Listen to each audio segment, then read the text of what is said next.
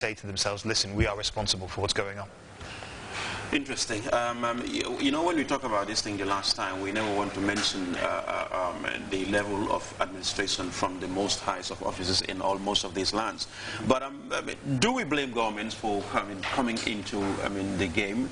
Because they're mostly blamed for interfering. And how can you interfere in something that belongs to you? If your house is not in order, no precedent in any African country or anywhere in the world we want to go to the nitty-gritty of things that deal with football. But as FIFA's slogan says, our game for the world.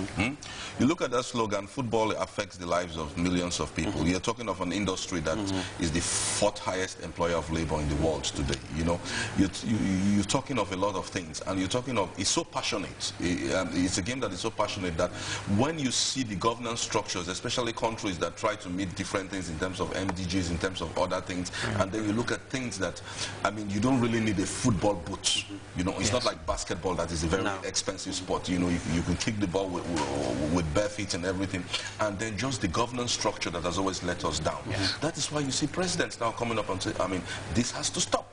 You know, and at different levels, whether it's ministers of sports and everything coming to intervene. Because, and it's our FAs are supposed to be the most democratic in the sense that we are giving a free hand. So I think in most African countries, stakeholders have to come up, and that is why I'm encouraged by the fact that in a lot of African countries now, you now have a lot of ex-players who have traveled around Europe, been in some of done things. Some of them have now gone into football administration. Some of them did their MBAs to go into management.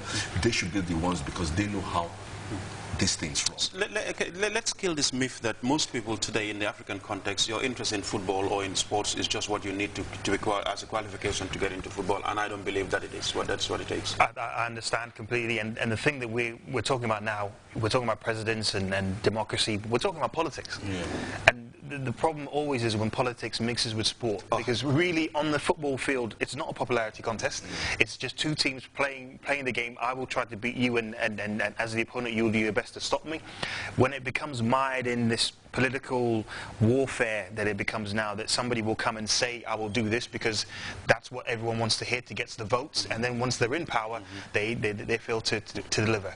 Potentially, maybe you come with a structure where people are invited to apply for the role. You have an executive committee who's responsible for shortlisting candidates, for example, and you appoint, well, the board and everyone on that team on that basis. People have to apply for the interview, you state your qualifications, and then you're shortlisted, you come for the interview, and you get the job. That's not the case with Unfortunately not. Unfortunately not. But maybe the likes of CAF should potentially look at that as a way of governance across the board, and say that it's something that you have to do it. If you want to be involved in CAF, these are things that you have to do, rather than just sitting back and letting the associations run it themselves. Very interesting.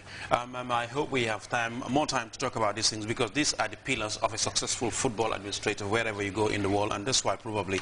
But we're talking about a game in front of us right now, right here. 32 years ago, probably, when these people were talking about the revenge or the disgrace in Gihon, that is, some 32 years ago when the Germans took on Algeria. But firstly, it has to be Nigeria against France. Some years ago, France were shocked by Senegal in the opening of the 2022 World Cup, or 2002 World Cup in Japan and South Korea.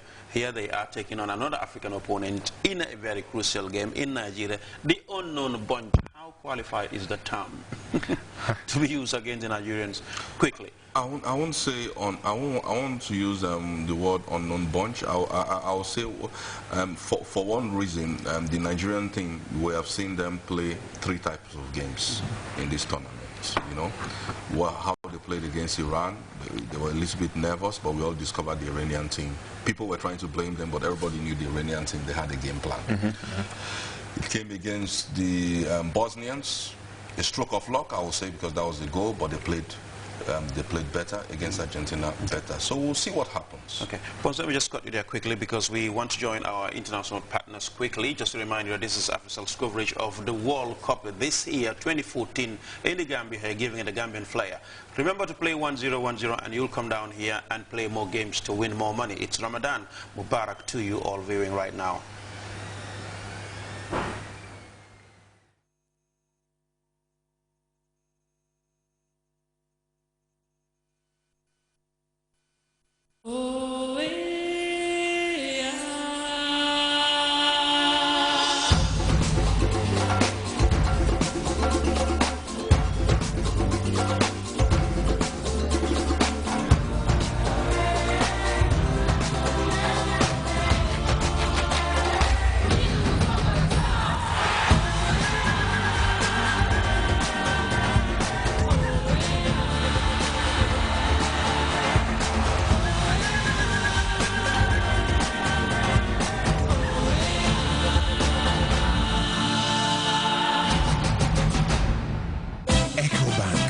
proud sponsors of this World Cup broadcast.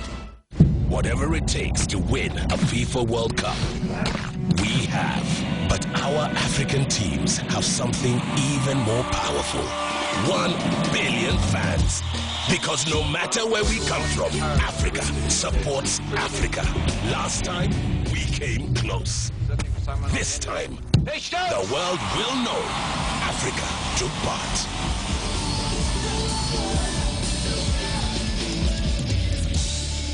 What is your preferred detergent? So clean. It's the best for a stainless wash. Look at the bright colors. I love So Clean. I depend on the superior quality of So Clean. Look, it's always so clean. All stains must go. Only So Clean can do that. The people, they just want it. So Clean has been our family's trusted choice for years. Now you know why So Clean is trusted by millions. EcoBank, proud sponsors of this World Cup broadcast.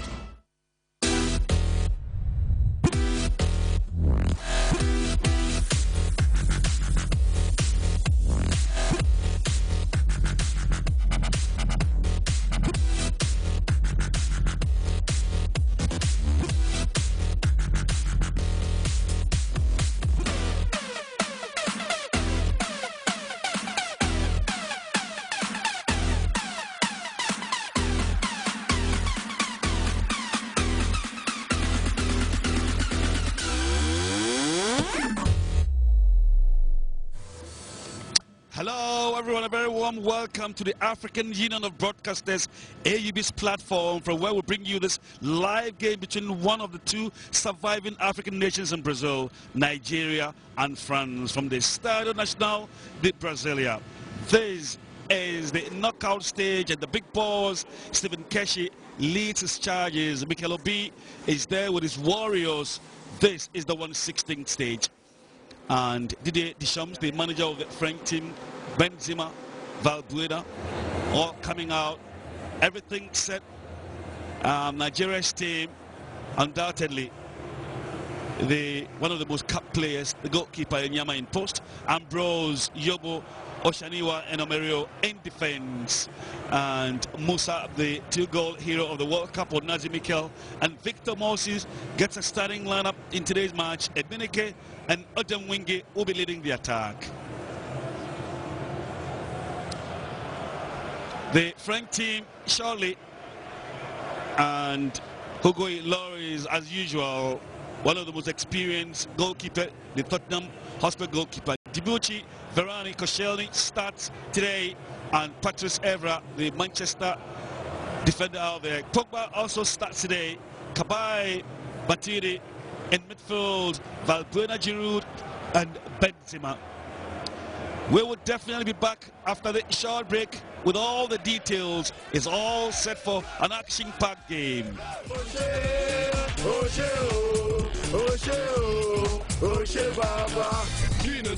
EcoBank, proud sponsors of this World Cup broadcast. At EcoBank, we believe there's nothing Africa can't achieve when we're all on the same team. That's why we're right behind you, offering a full range of accounts for everyone. From EcoBank Direct and Classic accounts to Advantage and Premier Banking by EcoBank, because there's no limit to how far you can go when you're part of our team. EcoBank, the Pan-African bank.